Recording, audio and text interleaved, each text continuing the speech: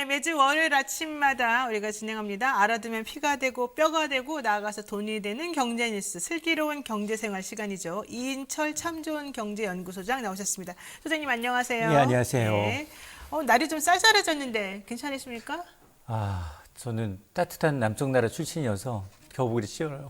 그러니까 좀 더 추위를 더 많이 탈 거 그러니까 아니에요. 이 방송하시는 분들은 목이 되게 중요한데 그렇죠. 겨울철이 좀 힘들어요, 관리가. 우리 좀 앞으로 그래도 소장님을 잘 모셔야 되겠네. 이렇게 목을 좀 보호하실 수 있도록. 또 이제 11월 1일 됐으니까 오늘부터 또 심기일전해서 다시 한번 우리나라 경제를 살리는 방향으로 또 공부도 해보고 그래야 되는데요.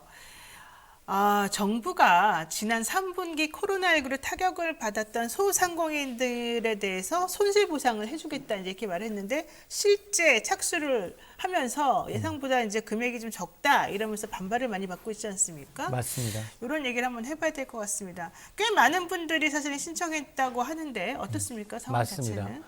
10월 27일부터 이제 보상 절차가 시작이 된 겁니다. 네. 첫 사흘 동안에 이번에 이제 지난 3분기에요. 7, 8, 9월 동안 정부의 방역 조치로 피해를 본 소상공인들에 대해서 이제 손실 보상이 이제 게시가 된 셈인데 네. 전체 대상 업체 수가 약 80만 업체. 80만? 네. 많네요. 많아요. 예. 네. 80만이고 여기에 이제 지급되는 예산이 한 2조 4천억 원이에요.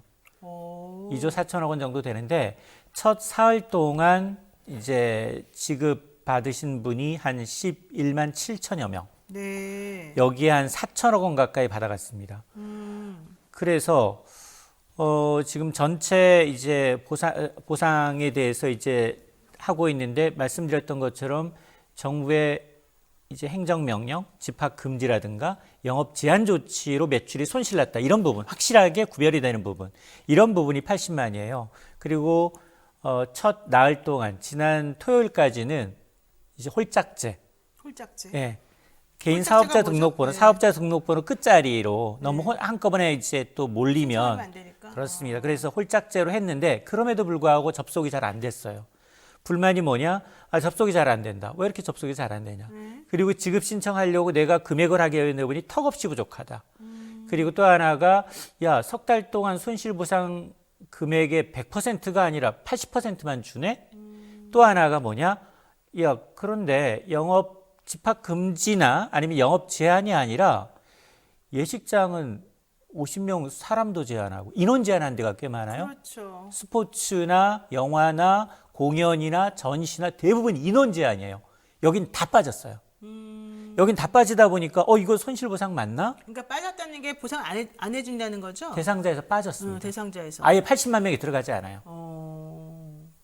그러니까 조금이라도 이제 사람을 받았으니까 니네는 보상 안 해줘 이런 얘기인가 봐요. 그건 아니죠. 그럼 어떻게 돼요? 아니 지금 보면 결혼식장은 니네 사전에 예약을 받았어도 보통 결혼식장은 하객들의 식사 준비에 굉장히 많은 그럼요. 비중을 식사 비용이 차지하는데 사실은 수익이 많은 부분. 결혼식장 보통 하면 6개월 막 5, 6개월 전에 예약을 하잖아요. 근데 코로나 사회적 거리두기가 강화되면서 50명 이내로 49명 이내로 제한해? 갑자기 200명 받았다가 49명 이내로 제한했어요. 그리고 피해는 가능한 업주가죠? 라고 유도를 하잖아요. 그렇죠. 예. 그런데 이게 손실보상에서는 니네는 빼버려. 인원 제한이지 영업 제한한 건 아니잖아. 그러니까 그러면서 안 해줘. 시간 제한한 건 아니잖아. 네. 이래서 빠진 거예요. 그러면서 논리가 뭐냐? 그리고 또 손실보상 왜 100%가 아니라 또 80%야? 그동안 5차례에 걸쳐서 소상공인들에 대해서 추경 통해서 지원했지 않느냐. 중복 지원이 있다. 그것 때문에 지금 80%까지 한다라는 게 정부의 논리예요. 그러니까 좀 정리를 해보면은 일단 뭐 접속 자체도 조금 문제가 있었는데 그런 건 기술적인 거니까 중요한 건 아니고 두 번째로는 대상을 집합금지와 영업시간 제한받은 업종에 국한해서만 해주다 보니까 맞습니다. 인원을 줄인다거나 혹은 그 부대적으로 같이 손해를 받은 업종에 대해서는 전혀 이게 해결이 안 되는 거예요. 맞습니다. 예컨대 예식장은 49명까지 하기로 했으니까 니네는 빠져. 그다음에 49명까지 하면서 밥도 못 먹게 해놓고는 거기에 밥을 대주던 그 식당 운영하는 사람들은 아예 대상도 아니야. 그렇죠. 이렇게 지금 간다는 거잖아요. 지난번에 공연했잖아요. 네, 공연. 뭐 이제 체육관 빌려서 공연하는데 갑자기 사회적 거리두기가 강화됐어요. 4단계로. 네. 공연 취소됐잖아요. 취소되죠. 그럼 몇 그 억 대관비라든가 대관비 없습니다. 아무것도 보존 아무것도 안 해줘요. 없습니다. 그럼 네. 자기네끼리 해결해야 돼. 해결하는 거. 아, 세상에. 이러니 그분들이 얼마나 분통이 터지겠어요. 그러니까요. 그러면 너무 화가 나죠. 해결 그게 억 단위란 말이에요. 그럼요. 그게 억 단위인데 네. 요번에 보상도 7월 7일부터 9월 말까지 정확하게 석 달이 채 안 돼요. 3분기가 채 안 되는데 네네. 보상금은 최저 10만 원에서 분기당 10만 원에서 1억 원이에요. 그러니까 여기에 뭐 단란주점, 유형주점 같은 경우는 포함이 됩니다. 집합 금지잖아요. 아예. 그렇죠. 아예 못하게 했기 때문에 여기는 포함이 돼요. 집합 네네. 금지니까.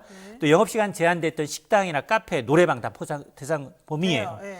근데 여기도 보면 유흥주점엔 단란주점은 이거는 이게 사실은 설치하고 장치 비용이 굉장히 크기 때문에 그렇죠. 야간 12시 넘어서 영업할 경우에는 매출이 엄청나잖아요. 이런데 이제 매출을 비례해서 뭐 분기당 최고 1억 원이라고 얘기는 했지만 그러나 실제 보상금을 받은 걸 보면 지금 아까 11만 7천여 명이 4천억 원을 받아갔는데 업체당 330만 원 정도. 300만 원이요? 네. 석 달간. 석 달간? 그럼 평균. 한 달에 100만 원밖에 보상 안 해준 그러니까 거네? 임대료도 채 안 되는. 그러네요. 아이고. 임대료도 채 안 되고 왜 그러냐? 그리고 여기에 보면은 이제 기준이 뭐냐면 요 손실보상 80%를 해주는 기준 연도가 2019년 3분기예요. 아, 그러니까 예전에 잘한 것을 기준으로 해주는군요. 맞습니다. 그럼 그 이후에 잘한 사람들은 손해를 또 엄청 없는 보네요. 거죠. 예. 그러니까 어쨌든 뭐 코로나 이후에 장사가 잘 됐다면 보상 안 해주는 게 맞겠죠. 네. 근데 이제 코로나 이후에 이제 손실보상 정부가 정말로 강압적인 이제 행정 조치를 통해서 손실봤던 분들이 다 받지 못했다라는 점 그리고 손실보상금 책정을 2019년으로 하다 보니까 그러면 네. 2019년 3분기 이후에 개업한 데는 어떻게 되나? 이런 문제가 또 발생을 하고요. 근데 이 얘기 하나 하네요. 우리 지금 좀 전에 우리가 예식장 얘기했더니요. 네. 지금 많은 우리 그 방송 보시는 분들께서 이렇게 얘기를 하십니다. 이거 대답해 주셔야 될 것 같은데. 예. 예식장은 식사비 200명 무조건 받아야 예약해줬어요. 손님이 오든 안 오든. 결혼식장 그렇게 제한해 놓고는 실질적으로 계약 취소할 때 네. 최소 인원 기준이 있다고 하면서 신랑 신부들 보고 다 감당하라 그랬어요. 맞아요. 그러니까 예식장은 사실은 별로 손해도 안 본 거 아니겠습니까? 예. 그러니까 예식장은 예로 드는 거는 안 맞는 것 같아요. 이렇게 얘기하네요. 자, 이제 하시는 분하고 그다음에 이제 실제로 이제 소비자하고의 분쟁이 엄청나게 많았어요. 네. 왜냐하면 예식장 지금 여행 앱 시트를 보게 되면 실제로 여행이나 예식장의 경우에는 굉장히 큰 이제 자기네들 자본을 투자해서 했고 그동안 관행 때문에 앞서 얘기했던 것처럼 150명, 200명, 뭐 500명 단위로 예약을 받다 보니까 코로나19 이전의 예약은 다 그렇게 돼 있는 거예요. 근데 코로나가 발생하면서 정부가 49인으로 제한하거나 그러면 정부가 중재를 해야 하잖아요. 정부가 중재해야 되는 게 맞잖아요. 네. 왜냐하면 공정거래법상 공정거래위원회가 나서서 예식장 업주한테 네. 자 인원 모두 49명으로 제한했으니까 돌려줘라고 하지 않았어요. 권고만 한 거예요. 권고만 했지 그걸 행정력을 동원해서 딱 이제 야 너는 이거는 실제적으로 받은 손님이 아니고 정부의 행정적 조치기 때문에 했기 때문에 예식주 업주가 이렇게 해라고 안 했어요. 네. 근데 문제는 뭐냐면 결혼식을 취소한 사례가 엄청나게 많다는 거예요. 손해 많다. 아니 취소하니. 지금 식구만 하더라도 친인척만 하더라도 40명이 넘는데 양쪽 다 합치면 그렇죠. 그러면 못하니까 실제로 결혼식 안 하면 여기 또 매출이 없는 거예요. 그러네. 예. 근데 취소할 그러니까- 때 또 위약금 좀 문다 하더라도 소용이 없는 거예요. 그러니까 둘 다 불만이 있는 거예요. 근데 사실 저는 또 이렇게 생각했어요. 사실 그동안에 결혼식이랑 이런 곳에서 오라고 경조사 연락이 되게 많이 오잖아요. 네. 그럼 저는 못 가도 계속 돈은 보냈거든요. 계좌로. 맞아요. 근데 예전에 코로나 하기 전에는 뭐 가서 밥 먹는다고 내가 10만 원 보냈는데 이제 밥 못 먹으니까 5만 원 보낸다. 이럴 수는 없는 없죠. 거잖아요. 그럴 그러니까 수는 우리는 없죠. 그냥 돈 계속 보냈다고. 그러면 사실은 우리는 이런 생각도 한편으로 하지. 왜냐하면은 결혼식 하시는 분들은 그냥 뭐 손님이 안 오고도 사실 그냥 원래 그 축의금은 그대로 다 받으니까 특별히 손해는 없겠구나. 물론 사람들이 많이 와서 축하해주지 못하는 안타까움은 있겠지만 경제적으로는 그래도 계속해서 사람들이 다 돈을 보내주니까 괜찮지 않았나 이런 생각이 들었거든요. 근데 저는 그것도 아까 아니에요? 그 불편하다고 네, 왜 네. 하셨던 분도 이해가 가는 게 네. 실질적으로 지금 KBS 본관 앞에 이제 이 결혼식 갔던 예비 신랑 신부가 이런 결혼식 예식업장의 예약건과 관련해서 네, 네. 이제 해결해달라라고 이제 차에다가 플랜카드 붙이고 와서 시위를 엄청나게 많이 했어요.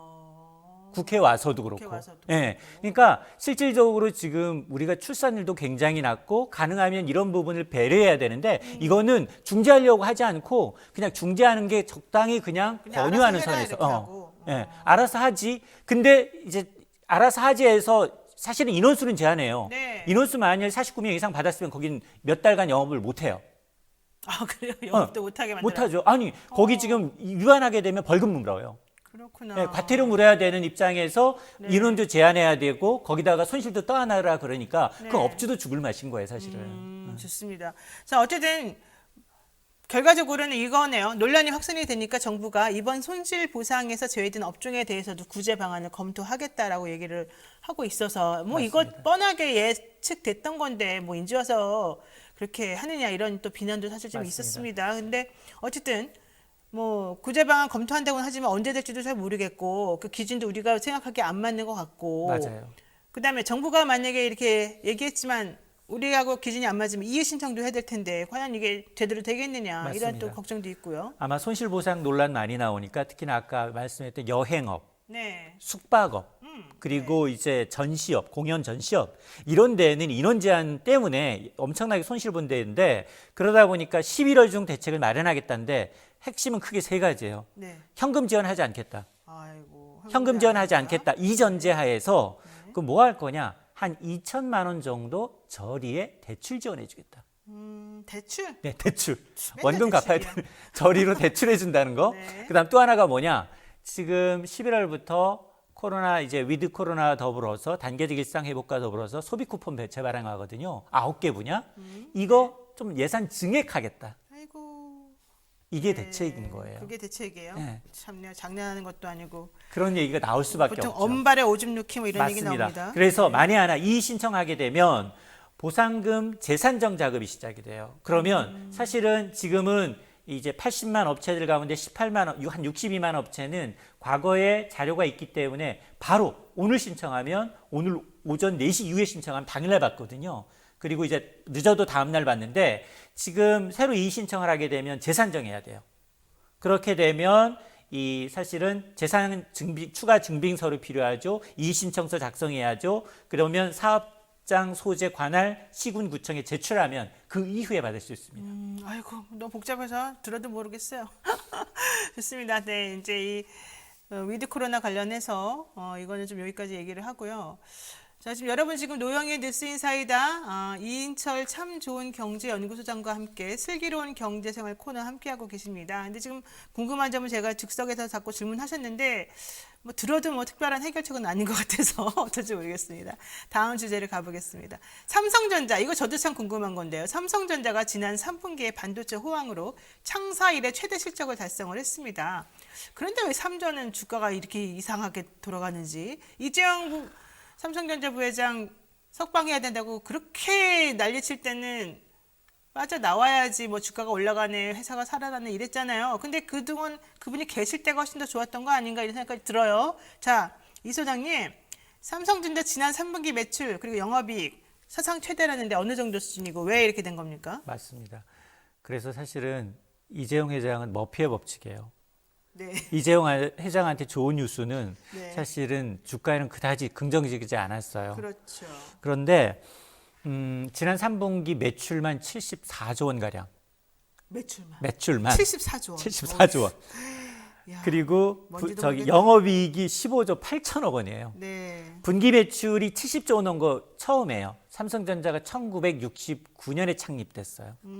처음이고요. 영업이익도 역대 두 번째인데 역시 1등 공신은 반도체였어요. 전체 영업이익의 3분의 2 가까이를 반도체로 벌어들였습니다. 자, 그러면 주가는 좋아야 하잖아요. 이게 1월 달만 하더라도 9만 전자, 10만 전자, 10만 전자 갈 거다. 라고 얘기했거든요. 네. 10만 전자 얘기했는데 지금 지난 주말에 6만 전자 7만 원이 무너졌어요. 그러다 보니 연중 최저예요. 연중 최저. 네요. 여기다가 배당까지 하겠다 그랬거든요. 네. 배당까지 하겠다 그랬는데 연중 최저. 그럼 도대체 왜냐? 외국인이 너무 많이 팔아요. 외국인이 올해 들어서 삼성전자 보통주 우선주 포함해서 25조 원 매도했어요. 그러니까 외국인은 왜 파는 거야? 왜 이재용 부회장이 구치소에 있을 때는 안 팔고 교도소에 있을 때는 안 팔고 이 사람이 나오니까 다 팔아버리는 거예요? 외국계 증권사 가운데 반도체나 이렇게 조금 부정적 보고서가 한 8월부터 나왔거든요. 8월부터 모건 스테이니가 뭐라고 얘기했냐? 메모리 업황 겨울이 오고 있다. 그게 무슨 말이에요? 코로나19로 특수를 증가를 기대했던 PC 수요가 둔화가 되면서 D램 가격도 하락할 것이다라는 전망을 사람들이 바깥으로 나간다는 거죠? 안에서 이렇게 즐기지 않고. 맞습니다. 이제 PC 수요가 둔화되면서 D램 가격이 하락할 것이다라는 전망을 내놨고 여기다 골드만삭스까지 내년 2분기까지 반도체 수요는 조정이 예상된다. 실제로 반도체 현물 가격이 떨어지고 있습니다. 이러다 보니까 네. 야, 이 4분기 끝나면서 공급 과잉 우려하는 목소리가 워낙 많아졌죠. 그러다가 지금 구조적인 문제도 있어요. 글로벌 공급망의 위기, 중국의 전력난, 미국의 금리 인상. 그러면 실적과 무관하게 외국인들이 가장 이제 현금화하기 쉬운 게 삼성전자예요. 다 받아주거든요. 그러네. 개미들이 다 받아주거든요. 그러네. 그러니까 지금 외국인들이 한국 증시에 대한 투자 비중을 줄이거나 늘릴 때 뭘 가장 효과적으로 이용하느냐? 삼성전자예요. 워낙 물량이 많으니까. 현금화가 제일 쉽네요. 제일 그냥 쉬워요. 팔겠다고 내놓으면 팔리고 맞습니다. 사겠다고 하면 그래서 또 사게 현금 되고. 인출기라는 얘기를 하는 거예요. 아, 그래서 예. 그렇구나. 네. 그래서 외국인 전체 매도의 80~90%가 반도체에 집중이 돼 있어요. 지금 그러니까 69,800원이었어요. 그래서 예. 참네요. 정말 9만 원에 산 사람들은 어쩌라는 거? 8만 원에 산 사람들은 500만이에요. 그게 500만이에요? 삼성전자를 갖고 계신 개인 주주가. 아니 그런데 내년까지 사실은 호황이 지속될 거 아닙니까? 그러면 지금 사야 되는 거 아니에요? 이렇게 쌀 때 오히려? 그러니까 기회잖아요, 기회. 반대도 있어요. 네. 사실은 저는 반도체가 어려워지면 특히나 이제 우리나라가 잘하고 있는 건 D램이에요. D램은 디램. 굉장히 이윤이 높고요. 네. 소품종 대량 생산이 가능한 거거든요. 근데 지금 반도체 수급 때문에 굉장히 필요한 건 뭐냐? 비메모리. 비메모리는 뭐냐? 다품종 소량 생산이면서 이윤이 박해요. 그래서 삼성전자가 조금은 이걸 등한시했어요. 그동안 안 했다고. 예, 그래서 대만 반도체가 다품종 소량 생산 이제 기업들로부터 우리가 설계하는 거 줄 테니까 이것들을 만들어 주세요. 이걸 대만 반도체가 워낙 잘해요. 여기가 거의 한 시장 점유율이 60% 가까이 돼요. 근데 삼성이 이걸 좀 등한시했고 그동안 전 세계적으로 이렇게 자동차용 반도체 수급난이 나면 각사가 나서서 기존에 있는 업체를 M&A 인수합병하거나 하면서 점유율을 올려야 되는데 지금 삼성이 조금 이런 갖고 있는 현금 지금 분기당 15조 원씩 영업이익 막 발생하잖아요. 많으니까 움직이지 못하나 봐요. 그러니까 이게 지금 너무 부족한 거였고 여기에 SK 하이닉스는 2004년도에 2007년도에 구조조정하면서 팔았던 이 비메모리 업체를 다시 사고 있어요. 웃돈 줘서. 왜냐하면 이 부분이 지금 캐시카우 돈이 되는 부분이 바로 이 부분이니까. 그렇군요. 자 그러다 보니까 네. 아마 물론 이제 이 삼성전자 지난해 샀으면 지난해 수익률이 45%예요. 연초부터 1년 동안. 네. 근데 지난해 수익률 기록하고 올해 샀으면 네. 손해예요. 네. 올해는 개인들이 산 주식 10개 가운데 1개 제외하고 다 손해예요. 그러니까 이 지금 3천선 무너지면서 개인과 외국인이 서로 반대 매매하고 있다. 계속 외국인들은 파는데 개인들은 계속 사고 있다는 겁니다. 네, 지금 보니까 대만 반도체가 1위 될 겁니다. 이런 얘기 나오고요. 삼성전자 투자한 개미들 500만에 달았는데 이 시기 어떻게 대응할까요? 30초 안에 대답해 주세요. 일단 그 올해 개인 투자자 국내 주식 한 80조 원 순매수했어요. 이 가운데 절반이 삼성전자예요. 네. 개인이 시장을 이기는 방법은 많지 않다. 지난해처럼 주식 사면 오르던 시기는 끝났다. 끝났다. 금리가 일단 올라가고 있죠. 그러면 직접 투자보다는 간접 투자. 간접 투자. 전문가한테 수수료 맡기고 일임하는 게 좋고 이게 시간과의 싸움이에요. 단타가 아니라 저는 삼성전자를 올해 떨어지면 이번 달, 다음 달 계속 적립식으로 사주는 거는 계속 사는 승산이 게 있다. 맞겠다. 네. 좋습니다. 자, 본인이 직접 하지 말아라. 전문가에게 맡겨라. 그다음에 만약에 할 경우라면 다달이 계속해서 적립식으로 사는 게 낫겠다. 여기까지 오늘 말씀이었습니다. 오늘 말씀 고맙습니다. 네, 감사합니다. 지금까지 참좋은경제연구소 이인철 소장과 함께 얘기 나눴습니다. 자, 여러분 오늘 방송 또 어떠셨는지 모르겠습니다. 지금 시청자 의견도 되게 많았는데 제가 제대로 다 소개 못 드렸어요. 자, 내일은요 저희가 7시 30분에 찾아올 건데요. 10년째 자연인을 찾아다니면서 시청자들에게 힐링을 선사하시는 자연인 관련된 분이죠. 개그맨 윤택 씨하고 함께 하겠습니다. 내일 아침 7시 30분에 다시 뵙겠습니다. 고맙습니다.